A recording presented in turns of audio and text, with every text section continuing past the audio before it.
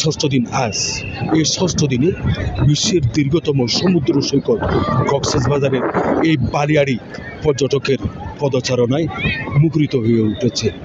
দেশের বিভিন্ন অঞ্চল থেকে প্রায় 3 লক্ষাধিক পর্যটক এই কক্সবাজারে এসেছে। আমি বর্তমানে দাঁড়িয়ে আছি কক্সবাজার সমুদ্র সৈকতের সুগন্ধা পয়েন্টে।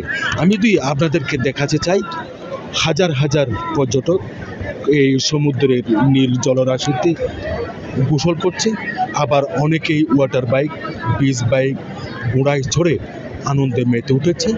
আমি যদি আইন শৃঙ্খলার বিষয়ে বলতে চাই, ট্যুরিস্ট পুলিশের এডিশনাল ডিআইজি আফের মাহমুদ আমাকে যেমনটি জানিয়েছেন, তারা পর্যটকদের নিরাপত্তায় সার্বক্ষণিকভাবে রয়েছেন। আর হোটেল মোটেল মালিক সমিতির সভাপতি আবুল কাশেম শিকদার আমাকে জানিয়েছেন, কক্সবাজারে যে 5 শতাধিক হোটেল রয়েছে, এই হোটেলের একটি রুমও খালি নাই, বলতে গেলে শতভাগ রুম বুকিং হয়ে গেছে।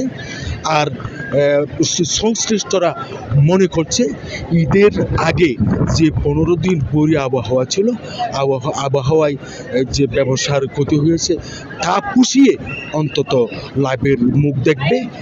এবং সংশ্লিষ্টরা মনে করছে কক্সবাজারে আগত লাখ লাখ পর্যটকেরা যাতে সুস্থ সুন্দরভাবে বিনোদন কাটিয়ে তাদের বাড়িতে ফিরতে পারে, এমনটাই প্রত্যাশা করেছে।